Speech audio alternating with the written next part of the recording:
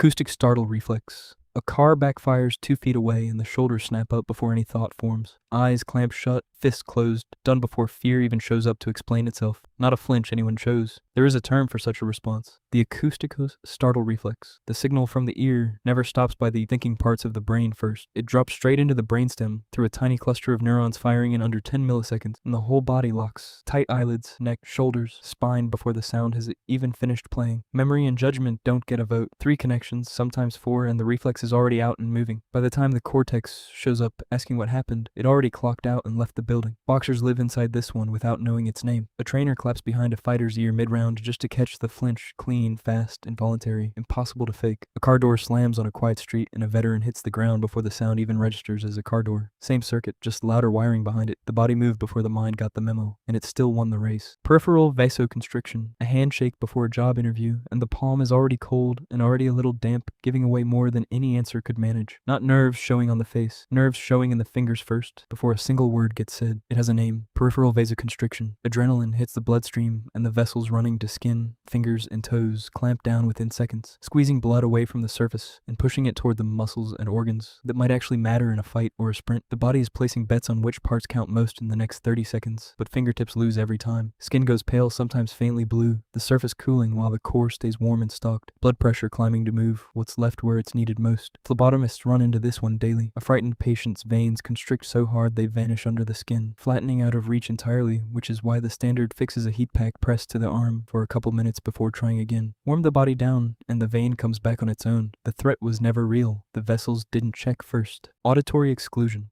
A gun goes off 3 feet from an officer's head during a struggle, and afterward, on the witness stand, he swears under oath that he never heard the shot. Not memory failing after the fact, not lying either. The sound simply never arrived in the first place. The term for it is auditory exclusion. Under extreme stress, the brain narrows its attention down to whatever looks most immediately dangerous, and processing power gets pulled away from hearing to feed that narrow channel instead. The auditory cortex doesn't shut off cleanly. It gets starved mid-task while the visual system hogs the resources it needs to track the threat. Sound either drops out completely or turns into a muffled hiss or a ringing, arriving late or distorted, while the eyes stay locked on a gun barrel or a raised fist a few feet away, and the whole exchange can feel like it happened in near total silence. Police psychologist Alexis Artwohl surveyed 157 officers who had been in shootings and found that 84% reported diminished sound during the event. One officer told her the only way he knew his gun had fired was the recoil in his hand. His ears were not even ringing afterward. The danger got all the attention it demanded. The ears just weren't invited to that meeting. Stress-induced analgesia. The car spins out, slams into the guardrail, and you're standing on the shoulder of the highway a minute later, glass in your hair but talking to the other driver, completely calm and fine. Then someone points at your arm. It's bent wrong. You hadn't noticed until right now, and now that you have it still doesn't hurt the way it should. Doctors call this stress-induced analgesia. The moment danger hits, the brain floods the body with adrenaline and endorphins that shut the door on pain signals before they can climb up to conscious awareness. Not because the injury isn't real, because right now feeling it would only slow down whatever needs to happen next. Getting out of the car, getting away from traffic, and staying upright and functioning through whatever comes in the next few minutes. The signal gets cued instead of delivered, filed for later, waiting on a system that has other priorities at the moment. This is exactly why so many crash victims walk away insisting they're unhurt, only to wake up the next morning, unable to turn their neck or put weight on a leg. Doctors see it constantly enough to have a rule for it. Get checked out immediately after any accident, whether anything hurts yet or not, because the pain simply hasn't been let through the door yet. The injury happened the second the metal folded. The pain just waited for a better time to show up. Stress-induced GI motility change. 5 minutes before walking into the biggest interview of your life, the stomach turns on you completely, cramping hard enough to double you over in a gas station bathroom, with the tie still crooked. Nothing you ate, nothing that should be happening right now, of all moments possible. The official term is stress-induced GI motility change. Threat signals hit the sympathetic nervous system, and blood gets rerouted away from digestion toward muscles that might need to run or fight, and that shift throws the gut's normal rhythm into chaos almost instantly. Sometimes everything slows to a crawl, food sitting like a rock in the stomach, twisting into knots that feel like dread itself settling in. Other times the opposite happens, contractions speeding up hard, sending everything through fast, whether a bathroom is anywhere nearby or not. Surveys put the number at close to 40% of Americans reporting stress-related stomach problems at some point in their lives, and doctors see the same pattern constantly around exams, weddings, funerals, and first dates. Any moment where the stakes spike and the gut decides it has better places to send the blood. The mind was worried about the interview. The gut just voted with its feet. Vasovagal Syncope. The needle goes into the arm at the blood drive, and 30 seconds later the room tilts sideways. Ears start ringing, and the next clear memory is a stranger's face hovering overhead, asking if you're okay. day. No warning that made sense. Just gone then back with no memory of the part in between. No sense of how long it lasted or what was even said in that gap. The medical name is Vasovagal Syncope. The nervous system reads the moment as a threat and overreacts hard, and heart rate and blood pressure both crash within seconds. Faster than anything the body would normally allow on its own under any other circumstance. The brain runs on a steady supply of blood it can't skip for even a moment, and the instant that supply dips, consciousness shuts off like a breaker tripping, dropping the body straight to the floor where gravity does the fixing on its own. No permission asked, no warning given beyond a few seconds of dizziness and a ringing in the ears. It's remarkably common. Close to 1 in 3 people will faint from this exact reflex at some point in their life, and blood draws are one of the single most reliable triggers, right alongside sudden pain, the sight of blood, standing still too long in the heat, or even bad news delivered at the wrong moment. The body wasn't in danger. It just voted otherwise, and the floor came up to meet it.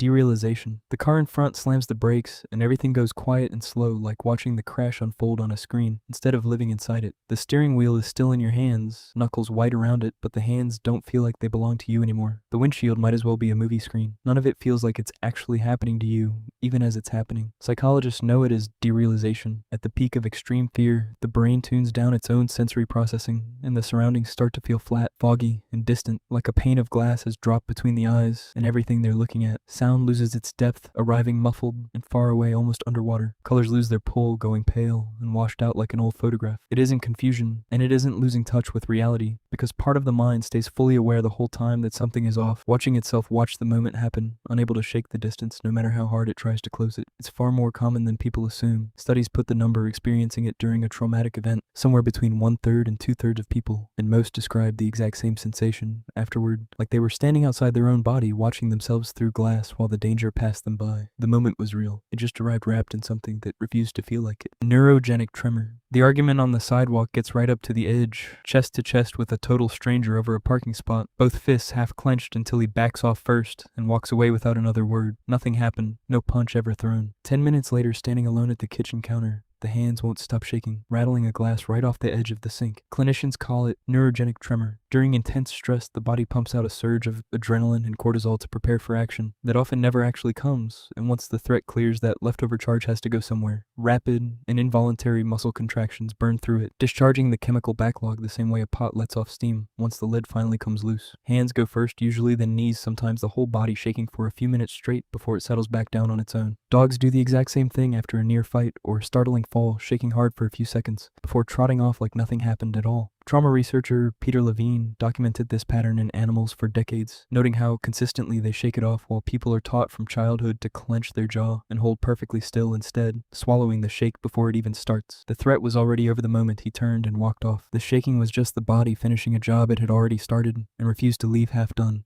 Psychogenic amnesia. The police officer asks what happened during the break-in, notepad ready, and the answer just isn't there. The door splintering off its hinges is still clear as day. So is waking up on the kitchen floor an hour later, ears ringing, no idea how much time had passed. But the part in between the actual attack itself is a blank space where a memory should be, no matter how hard the mind reaches for it. Psychiatry has a term for it, psychogenic amnesia, also called dissociative amnesia. During overwhelming trauma, the brain gets so flooded with stress chemicals that it simply fails to save the memory properly in the first place. The same way a phone can fail to save a photo if it crashes mid-shot. It isn't repression in the dramatic, buried secret sense people picture. There's nothing hidden away to dig up later because the memory was never fully recorded to begin with. No file to find, no matter how deep anyone digs. A rarer cousin exists too, dissociative fugue, where a person doesn't just lose a memory but wanders off entirely, sometimes turning up in another city days later with no memory of their own name. It's uncommon, but it runs on the exact same broken mechanism, just pushed a lot further. Most people get some or all of the memory back, eventually often months later, triggered by nothing more than a smell or sound that matches that night. The mind wasn't broken, it just failed to hit save.